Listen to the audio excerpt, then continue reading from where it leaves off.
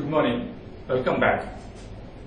This is actually a second session of our classes, second phase of our classes. We would like to call it the evaluation series.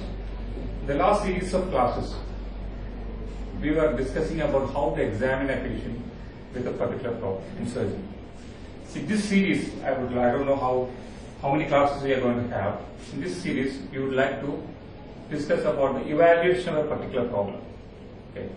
So in this particular class, we will discuss about the evaluation of the case of obstructive jaundice. I will give a small history of a patient. For example, a 50-year-old man has come to the OP with 3 to 4 weeks of progressive painless jaundice, deep jaundice, and he's complaining about itching all over the body, and he uses dark colored urine and pale colored stools. And on examination, abdomen soft, there's liver enlargement, soft, firm, smooth surface with mild tenderness, and there's gallbladder enlargement. I'm not going to tell you why we call it liver and gallbladder, because we have already discussed in the last series of classes why we call it swelling as gallbladder and liver. So this is no ascites, no other findings. So this is a condition. This is a patient. With this patient with you, how will you start evaluating? So obviously, we know it's an obstructive jaundice by history, which I described already. Deep jaundice, pruritus, dark urine, pale stool, and palpable liver and gallbladder. So we know it's an obstructive jaundice. How will you proceed with evaluation of this case? So, okay, don't expect a detailed theory discussion in this forum, which is beyond the scope of this particular class.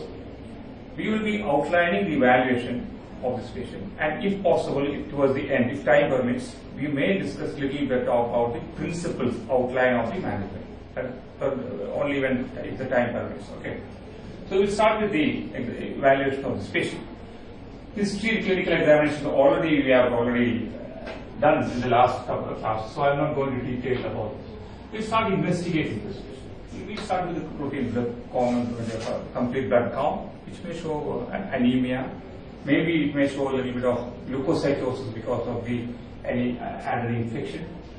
Then we start with the specific liver investigation, that's called liver function test. Total bilirubin may be raised, especially conjugated bilirubinemia we will expect. ALT and AST has not got not much to do with the obstructive jaundice. Both may be normal. This will be elevated only when there is hepatocyte damage. Okay. So they are released into circulation by damage to the hepatocytes. Especially ALT is more specific to the liver. AST is not much specific to the liver, it is created by some other organs also. Alkaline phosphatase is very specific. When there is obstructive jaundice, alkaline phosphatase elevates. And it is due to increased production. So ALT is due to increased destruction and this release. ILP is actually due to increased production due to obstructive jaundice. Again, this is not a specific enzyme for the liver. It is also produced by the bone, or so many other muscles and all. So if your ALP is raised, you can also do two more blood enzymes with GGT and 5-nucleotides. Okay. Though these two are again not 100% specific to the liver, they are also produced by bone, muscle, the seminal vesicles, heart muscles and all. So it is not 100% specific, but if you do these together, you may get a more specific function about the liver. Okay. Then albumin is very important. Albumin is only produced in the liver. So it indicates the albumin is reduced to indicate liver damage. It can be an acute liver damage or chronic.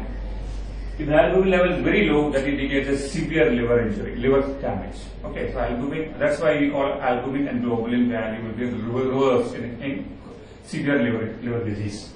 So albumin level. The prothrombin and INR, very important. We know the factors produced in the liver, 5, 7 and all these are specifically produced in the liver. So any damage, any prolongation of the prothrombin time and prolongation of the INR indicates a coagulation cascade problem, thereby indicating a liver problem. This is very important as far as surgeons are concerned. We need to evaluate PT-INR because not only to evaluate the liver function, but we may be dealing with a case, surgically dealing with this patient. In that condition, it is very important to control the PT-INR and bring it back to the normal range. We should do the hepatitis markers, B, C, and all the same we should do, all the cases. And there are certain tumor markers you should concentrate, that is AFP, CA, and CA99.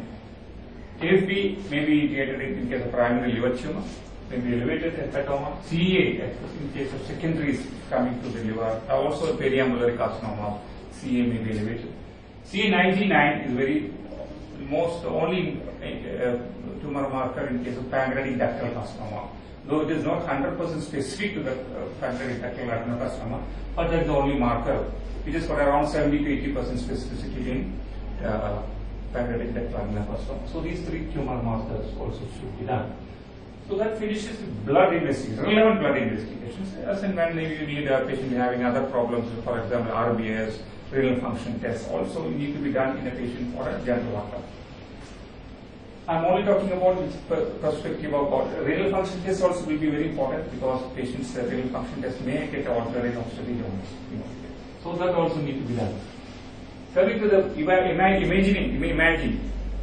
imaging of the obstetric jaundice, we will always start with the ultrasound, which is very widely available, easily can be done without any radiation. Ultrasound can give you very lot of information about the condition of the case, like the condition of the gallbladder, whether it's containing stones, the CBD, whether it's dilated, or except in the lowermost part of the CBD where it may be obscured by the bowel gas, you will get good information about the CBD, but not a 100% evaluation. Liver, yes, very good information. You will get any dilated intrahepatic biliary radical, any focal nodules or deposits, any presence of ascites, any presence of any lymph node metastasis. In ladies, the condition of the ovary, the spleen, all this condition information you get by ultrasound. But all this information can be you can get better with other investigations like CCT and all this. So depending on the ultrasound, suppose we are seeing a stone disease, instead of the ultrasound is suggestive of CBD stone.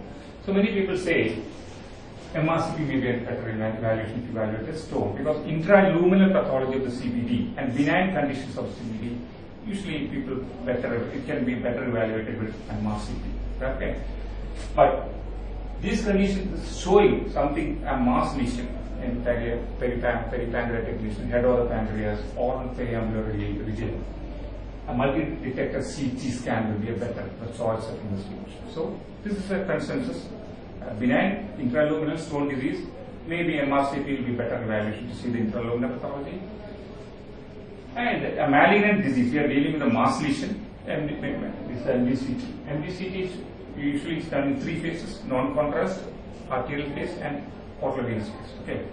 So a mass lesion in the head of the pancreas is visualized as hyper-attenuating lesion in the portal venous phase. Okay. So that is the indicative of it, and contrast is given orally, water is given, and IV contrast is also given. Okay. So MDCT in three phases with the thin slices, 3 millimeter slice, we should take to see the exact information. What are the information we get by CT? All the information we will describe with ultrasound in a better resolution or better quality, like about the mass lesion, the presence of dilatation of the CBD, position of obstruction, intrahepatic biliary radical, the condition of the liver, ascites, lymph nodes, any pelvic mass, any ascites, all this you will get. And more importantly, the adjacent vascular anatomy is very important. Like the infiltration, suppose the mass is there in the head of the pancreas. See, this is the head of the pancreas area, head of the pancreas here. And mass is here. What is going underneath is it? The mesenteric vein and splenic vein and the portal vein like this, isn't it? So infiltration of these structures, the portal vein, superior mesenteric vein, as well as the superior mesenteric artery. So infiltration of these structures will make them classified borderline operable or inoperable, which I will discuss if time permits later. Okay. So that information is very important, which will determine the operability of the solution, along with the other distant metastatic symptoms, signs which you mentioned about the liver, ascites, lymph node, all these things. So CT scan is a very important, the choice for investigation if it's a malignant disease. Endoscopic ultrasound, is there any role in evaluation of the pancreatic head mass? If it is there, usually the indications are very small lesion, less than 2 centimeters. CT scan is not able to tell you the exact lesion, so we can do an endoscopic ultrasound. And the advantage of US is that if you're there, you can do a guided XNAC. But mind you, in a head of the pancreatic lesion, it is not necessary to get a preoperative histopathological diagnosis to go ahead with a resection or a definitive procedure. This is one area because you try to get that, it is not possible in many of them. In US is there, you can try to get, but that facility is not there everywhere. So you can very well go ahead and do the resection, which is called Whipple's resection, in a case of in the suspected carcinoma of the pancreas, and the report HPR will come later after the resection. It is acceptable. Okay. Then what is the role of ERCP and PTC? ERCP and PTC, yes, it's got some diagnostic value, but these days most of the ERCPs are done for a more of a therapeutic purpose. Because we can diagnose the stone disease. I'm not going to discuss about the other causes of obstetric disorder. I will be sticking to only stone disease and malignancy. Okay. So stone disease, you can diagnose with an MRCP. You can see the stone. So diagnosis is already done. Then ERCP's role will be a therapeutic to take out the stone, isn't it? Take out the stone by sphincterotomy, and that's a therapeutic role. In case of malignant obstruction, again, you can diagnose some mass lesion, obstruction, everything with MTCT or EUS. Then ERCP is routinely not necessary to diagnose, but if there is a periambular lesion, ERCP and biopsy will be very easy. But if the lesion is high up inside, sometimes you may not be able to get a diagnosis. Also, if the lesion is in the head of the pancreas, not in the periambular region, ERCP is not going to help much in the diagnosis part. But again, ERCP may be a role in a therapeutic role, especially when there is an inoperable lesion to stent the CBT. Okay. So ERCP and PTC also, for the lesion is very high in the CBT or hepatic depth. ERCP maybe you cannot see this lesion, you can put a dry to the percutaneous transhepatic angiogram and see. The role is not that much there, but it is also an evaluation procedure. So this is how you diagnose and also partly stage. Now how is further stage the disease? What is the role of FDG PET scan? The role of PET scan in pancreatic ductal adenocarcinoma is not defined. It's no definitive role actually. But PET scans can tell you about two things. One, it sometimes differentiate between a condition of hereditary pancreatitis and for pancreatic adenocarcinoma. Two, it can tell you about the metastasis, like liver, how is the condition of the liver metastasis, distant metastasis. But however, the role is not defined. Not necessary, that's what I want to say. Laparoscopy, yes. Can laparoscopy act as a staging investigation? Yes. Laparoscopy has a certain role, especially in a very large lesion, more than 3 centimeter tumor. Okay. Body and tail lesion, because body and tail lesion present late, so there is every chance head mass may present early because of the obstetric disorder. Body and tail mass may present late because of the no jaundice. Symptoms will be vague, so they present late with metastasis. So body and tail lesion also, you may be able to, you can go for a what you call the laparoscopy. And also if this CA19 which mentioned before, it's a very high value, that's more than 1,000 units. So these situations, laparoscopy, preoperative laparoscopy to stage the disease will be very important. You can see all the abdomen, liver, ascites, any peritoneal deposits which we will miss by almost all the radiological investigation can be picked up by laparoscopy. You can take peritoneal washings for cytology. So any one of these things, any nodules, any peritoneal washings, any liver nodule, any pelvic deposits, you can even focalize the duodenum and see the portal vein involvement. All this can be done laparoscopically.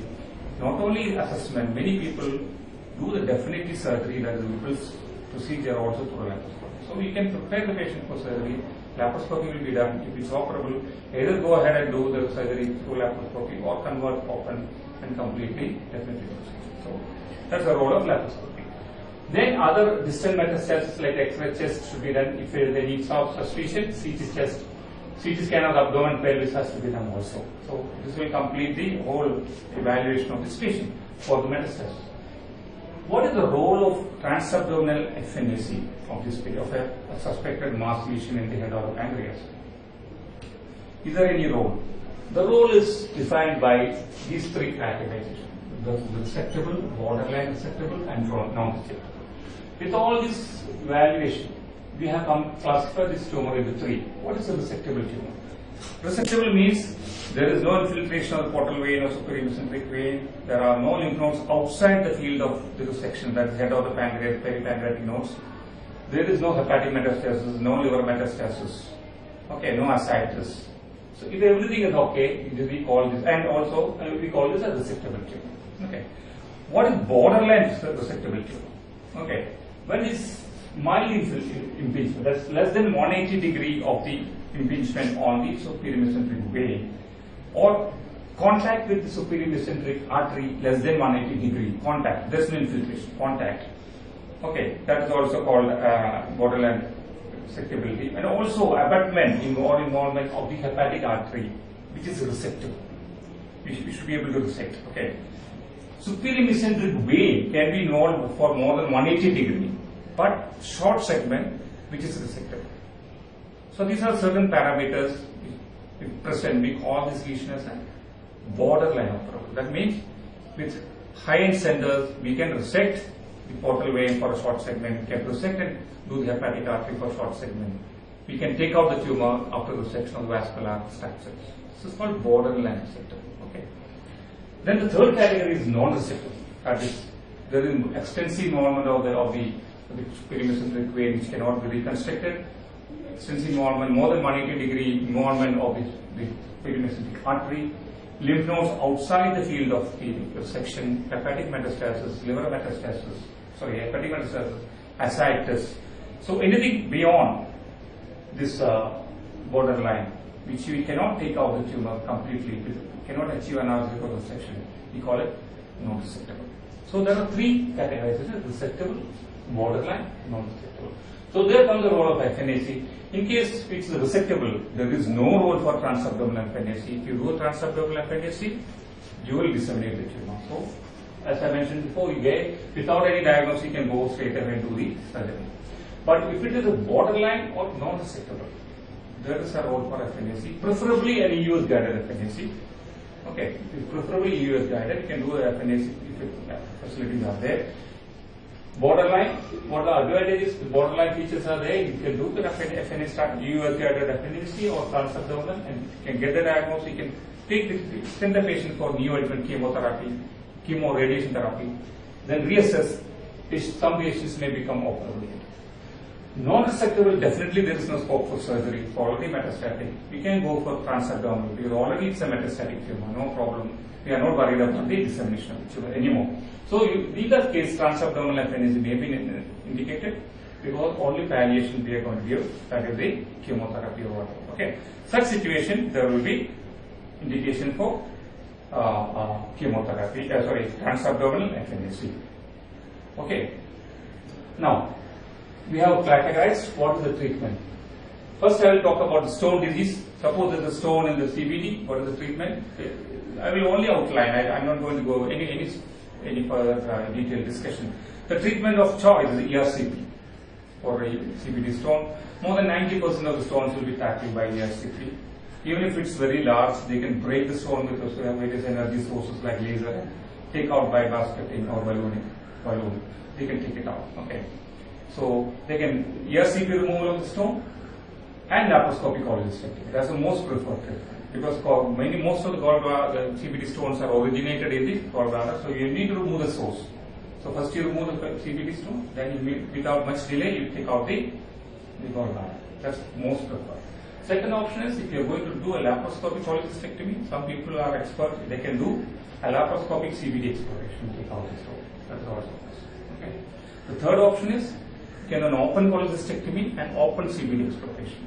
You do open procedure, take out the gallbladder, explore the CBD, take out the stone. Okay.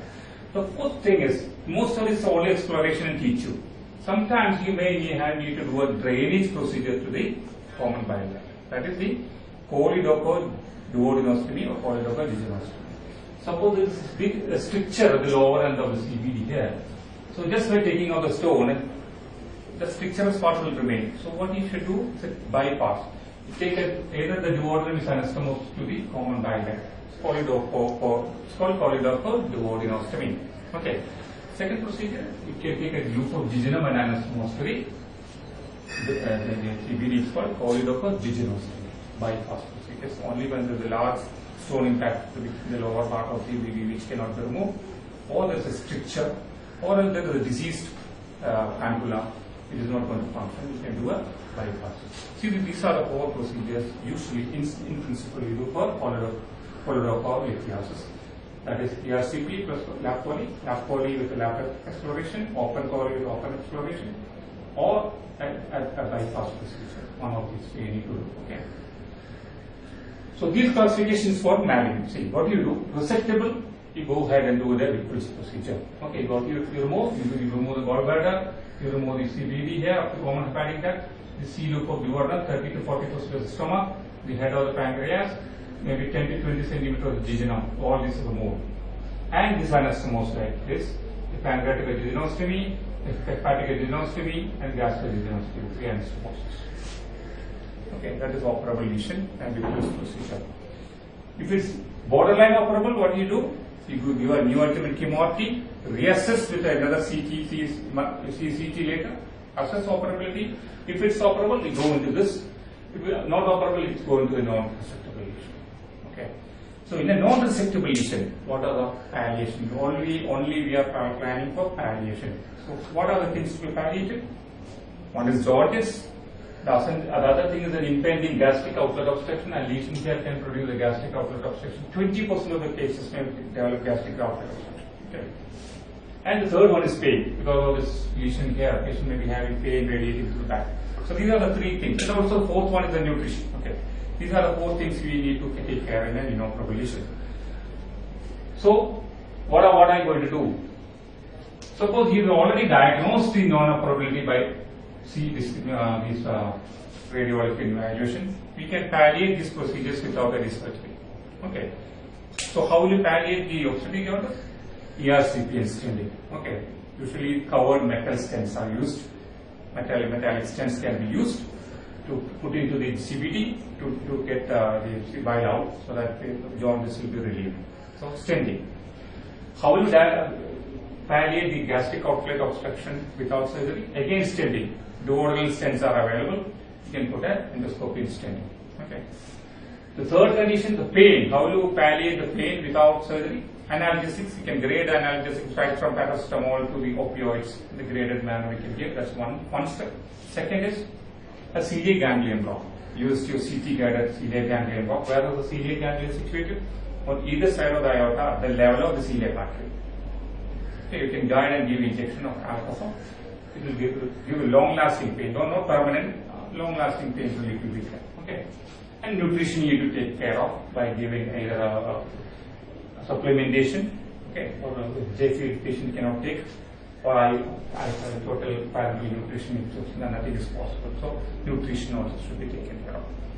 Suppose this non-resectability was detected only on surgery, on table.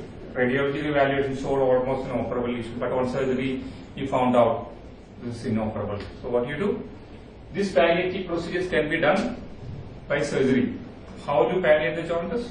You can do a hepatic, either by cholecystectomy or a hepatic jejunostomy. Okay, you can take a loop of jejunum or a Roux-en-Y loop of jejunum, anastomose it to the common hepatic duct, so that bile will be drained into the jejunum.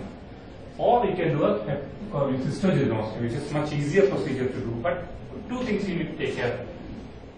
If the cystic duct is very close to the tumor origin, this may get blocked very soon. So this is not going to work. So how will you assess that? You aspirate and see if the bile is there in the gallbladder. It is a crude indicator that their cystic duct is intact. So cholecystectomy may work. If it's only white bile, that the only mucus is there, that means the bile is not reaching the gallbladder because there may be some obstruction to the cystic duct or by the tumor. Maybe the cystic duct is inserting very low, close to the tumor. So bile is not getting into the gallbladder. So there will be no point in doing cholecystectomy. In such cases, a hepatic jejunostomy will be better.